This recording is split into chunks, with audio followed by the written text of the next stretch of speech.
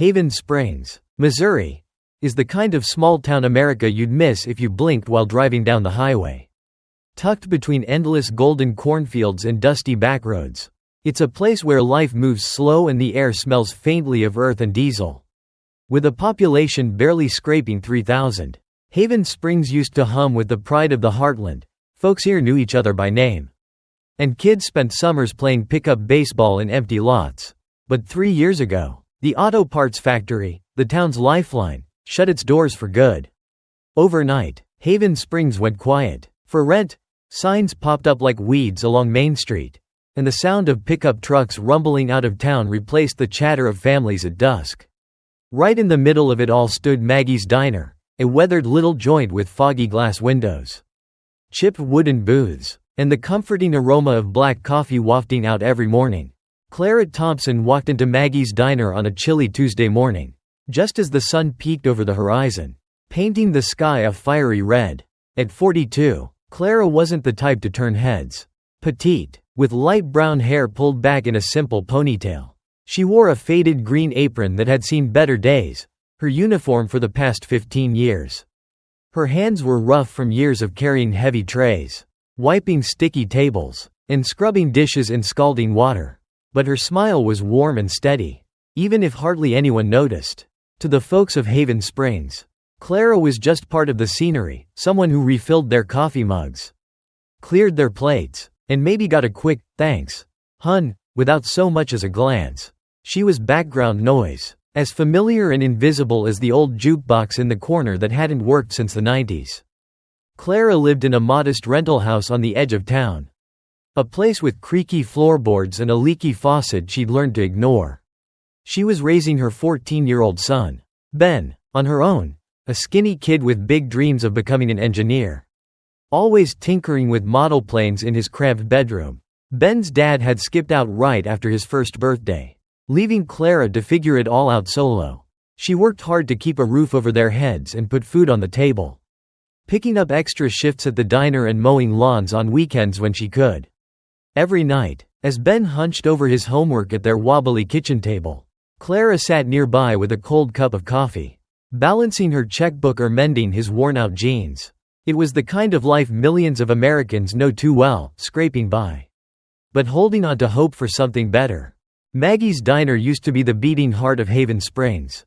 Back in its heyday, the place was packed every weekend, farmers swapping stories about crop prices, factory workers unwinding with a plate of meatloaf, and kids begging for extra whipped cream on their waffles. The bell above the door jingled non-stop, and the air was thick with the smell of frying bacon and fresh apple pie. But now, it was a shell of what it once was. The booths sat empty most days, and the chalkboard, "Daily Special," hadn't changed in months. Hank Grayson, the owner, was a grizzled 60-year-old with salt and pepper hair and a permanent scowl. He'd inherited the diner from his mom, Maggie, but he didn't have her passion for it.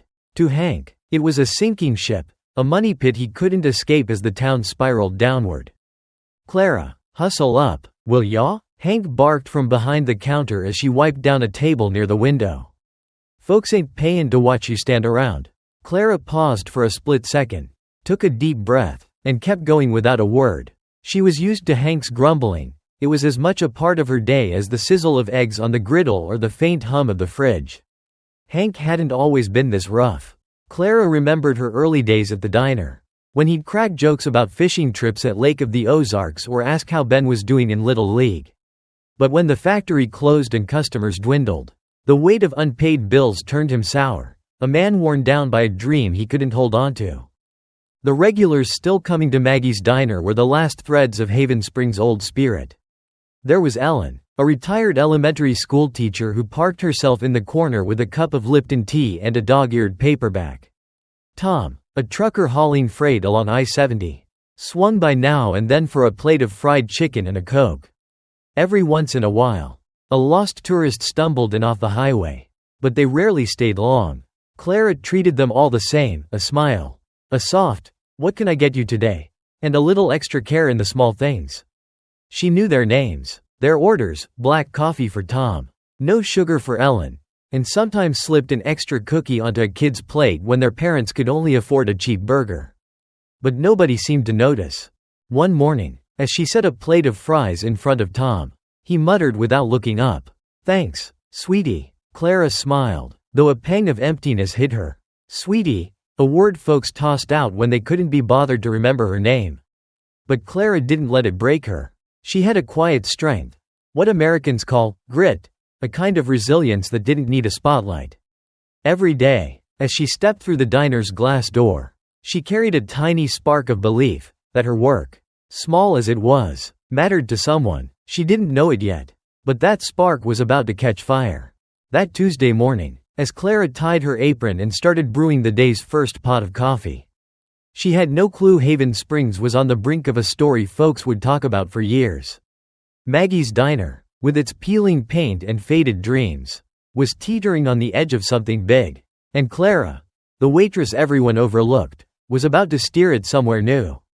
Not with money or loud words, but with something America still holds dear, kindness straight from the heart. The weeks dragged on at Maggie's diner, each day heavier than the last. Haven Springs was sinking deeper into hard times, and the diner felt it like a punch to the gut. The regulars trickled in less often, Tom's trucking runs got sporadic, and Ellen started brewing her own tea at home to save a buck. The bell above the door stayed silent for hours at a stretch, and the only sound in the place was Hank's muttering as he hunched over the ledger behind the counter. Clara kept moving, though, brewing coffee, wiping down the same empty tables, and scrubbing the grill till it shone. She didn't complain, didn't slow down, but inside, something was starting to simmer. Hank's temper got shorter by the day. The diner was bleeding money. Bills piled up faster than he could pay them, and vendors were calling about overdue invoices.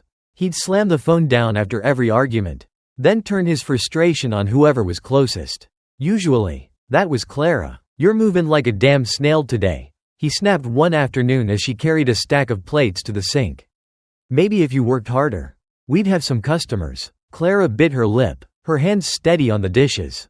She wanted to say the empty seats weren't her fault, that folks weren't coming because they couldn't afford to, but she knew better than to talk back. Hank didn't want logic, he wanted a punching bag. It wasn't just Hank's words that stung.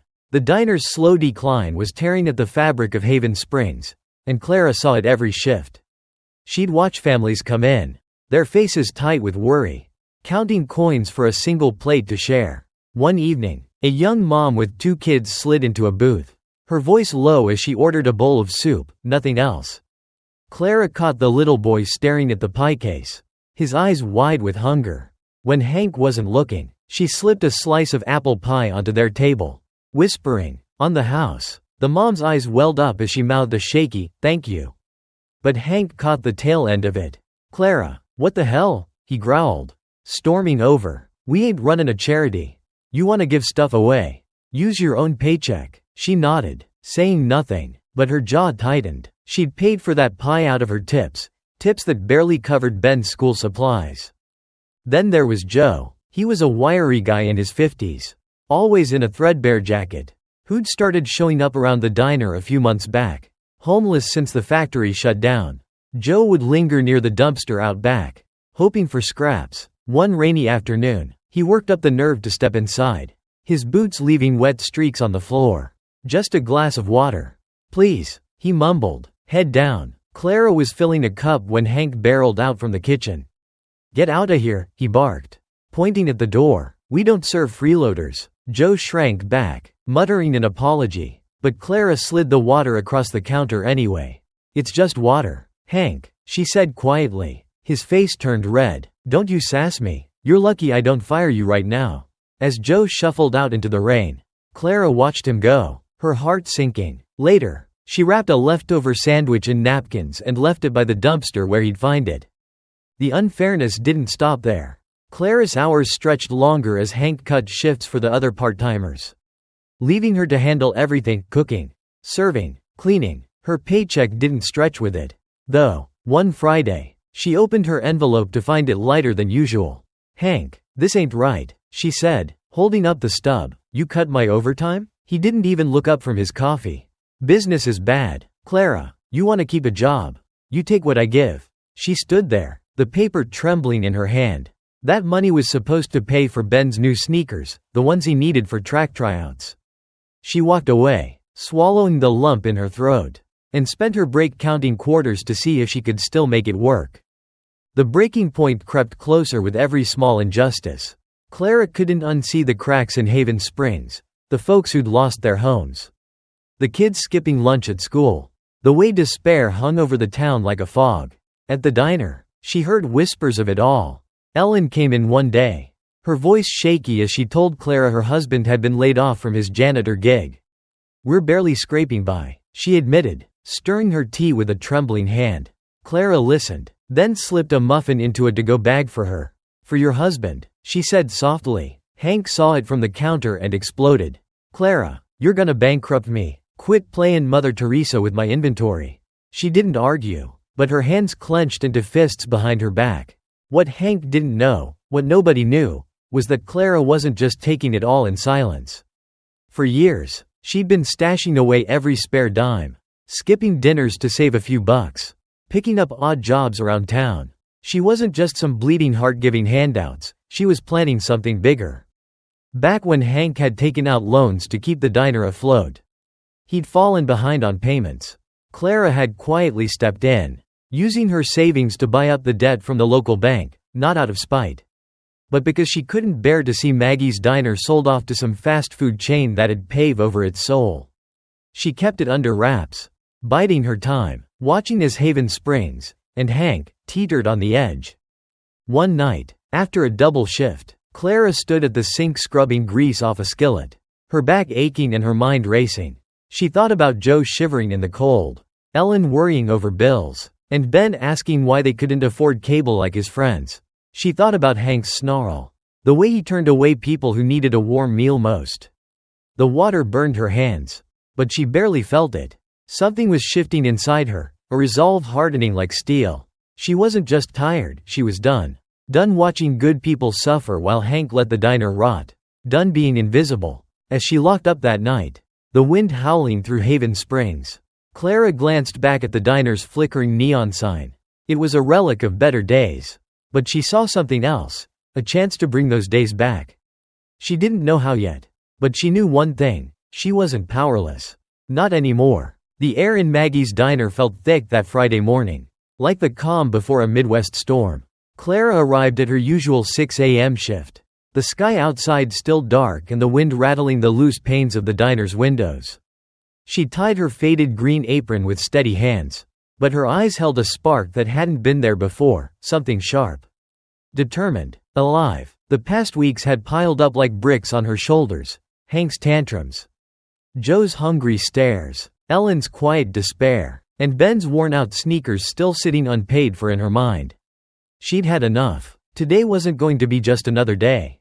Hank was already behind the counter when she walked in, his face buried in a stack of papers, bills. Clara figured, judging by the way his jaw clenched tighter with every page. The diner was quieter than ever. The only sounds the hum of the fridge and the occasional creak of the floorboards under her boots. She started the coffee pot. Same as always, but her ears caught Hank muttering to himself. "Done for, out of time?" She didn't ask what he meant, not yet. She just kept moving, wiping down the counter, her mind racing with the secret she'd carried for months. By 10 a.m., a handful of regulars trickled in, Ellen with her tea, Tom with his trucker cap pulled low, and a couple of old farmers nursing black coffee in silence.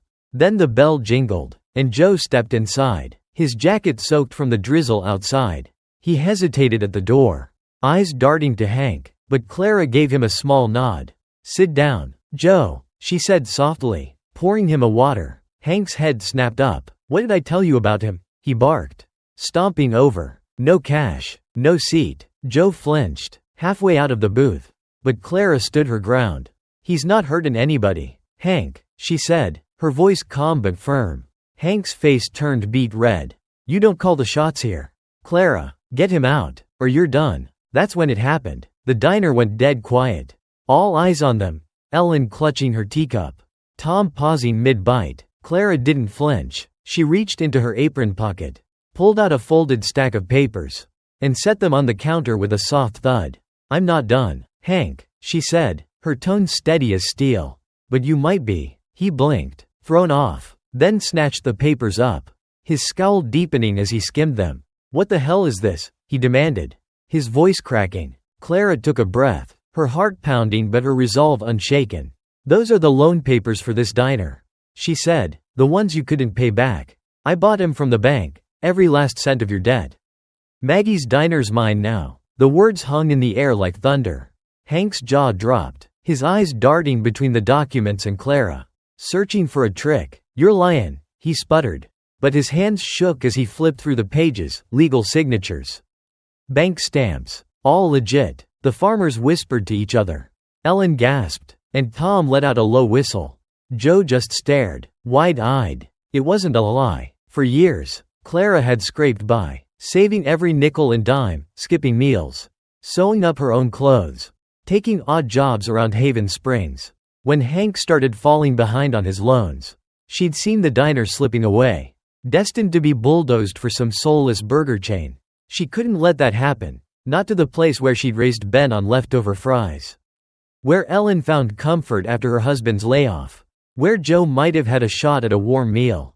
So she'd gone to the bank, quietly buying up the debt with her hard-earned cash. She wasn't rich, wasn't flashy, she was just Clara, the waitress who'd turned pennies into power. Hank's face twisted, rage and disbelief warring for control. You think you can run this place?" he shouted, slamming the papers down. "You're a nobody, just a damn waitress."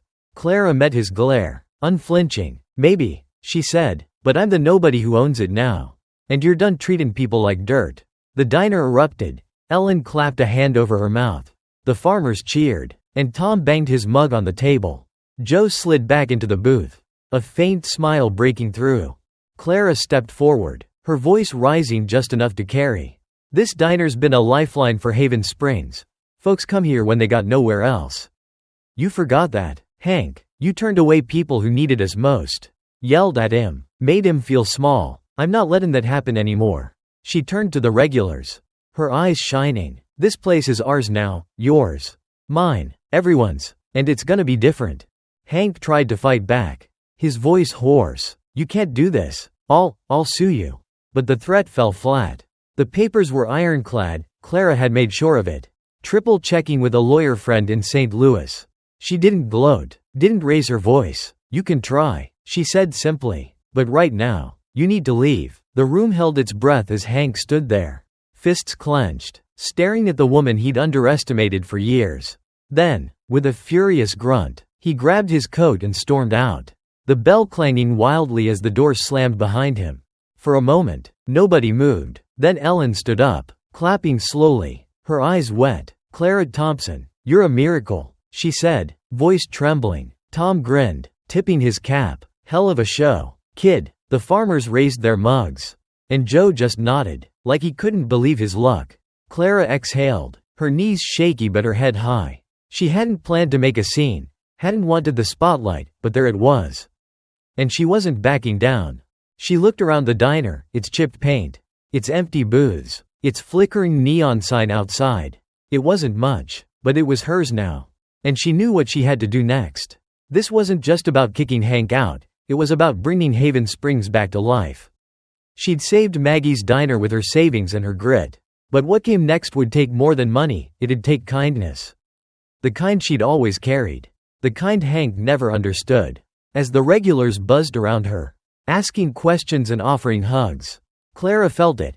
The weight lifting, the spark igniting. The real work was just beginning. The dust settled at Maggie's diner after Hank stormed out. But Clara didn't have time to catch her breath. The regulars lingered that Friday morning, buzzing with shock and excitement, Ellen wiping tears, Tom slapping the table with a grin, the old farmers toasting her with their coffee mugs. Joe sat quietly in his booth, sipping water like he still couldn't believe he was welcome. Clara stood behind the counter, the loan papers tucked back in her apron, her hands trembling just a little. She'd done it, taken the diner out of Hank's grip, but she knew this wasn't the end. It was a beginning. Haven Springs needed more than a new owner, it needed hope. And Clara was ready to give it. By noon, word spread through town like wildfire. Folks who hadn't set foot in the diner for months showed up, crowding the booths and spilling out onto the sidewalk. They'd heard Clara Thompson, the quiet waitress who'd served their eggs and coffee for years, had pulled off a miracle. She didn't bask in it, though. She grabbed a notepad and started taking orders, her voice steady despite the chaos. Cheeseburgers still on the menu. "Folks," she said with a small smile, "let's keep this place alive." The jukebox might have been busted, but the diner hummed with a new energy, laughter, chatter, the clink of forks on plates. For the first time in years, it felt like home again.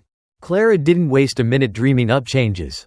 That night, after locking up, she sat at her kitchen table with Ben, a pencil in hand and a stack of napkins for notes. "What if we made a place where everybody can eat?" she asked him. Her eyes bright. Ben looked up from his math homework. "Curious, even if they can't pay?" Clara nodded. "Especially if they can't pay. This town's hurting, and I'm not turning folks away like Hank did." Ben grinned, the kind of grin that reminded her why she'd fought so hard. Together, they sketched out a plan, not just to save the diner, but to lift Haven Springs back on its feet. The next morning, Clara taped a handwritten sign to the diner's door. "Maggie's kindness menu, pay what you can. Work if you can't." She'd slashed prices on basics, coffee for $0.25, soup for 50 cents, and added a twist. Anyone short on cash could pitch in with small jobs like sweeping the floor or washing dishes for a free meal. Word got around fast. Joe was the first to try it, showing up at dawn with a shy nod. "I can mop," he offered. Clara handed him a broom and a plate of pancakes. "You're hired, Joe," she said, and his face lit up, the first real smile she'd seen from him. By lunchtime, a dozen more folks trickled in, some paying, some working, all eating. The diner wasn't just feeding bellies, it was feeding spirits. Clara didn't stop there. She dug into her savings again, not much left after buying the debt, but enough to fix the leaky roof and repaint the peeling walls a soft yellow. She hired Joe full-time as a dishwasher, giving him a steady paycheck and a cot in the back room till he got on his feet. She brought back the part-timers Hank had cut, paying them fair wages even if it meant she skipped her own cut some weeks. "You're crazy, Clara," Tom said one day, watching her hand out free fries to a kid whose dad had lost his job.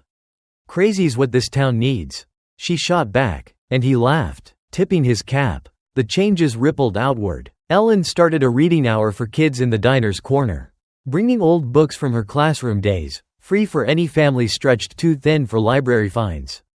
Joe used his first paycheck to buy a box of crayons and paper, leaving them on the tables for kids to doodle while their parents ate.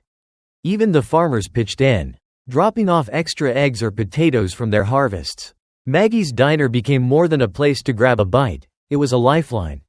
A gathering spot, a second chance. People started calling it Clara's place, though she'd blush and wave it off.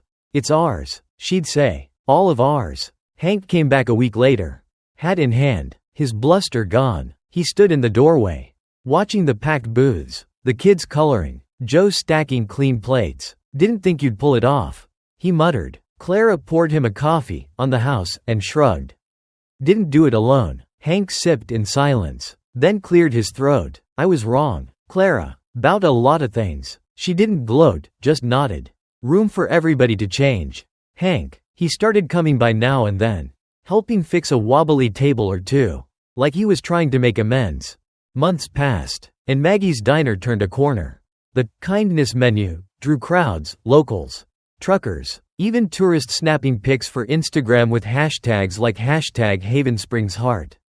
Profits crept up, not because Clara jacked up prices, but because people wanted to be part of something good. She plowed the extra cash into the town, sponsoring a little league team for Ben and his buddies, donating to the food pantry, fixing the park's busted swings. Haven Springs started to breathe again, its people standing a little taller, smiling a little more. One evening, as the sun dipped low over the cornfields, Clara stood outside the diner, watching the neon sign flicker to life.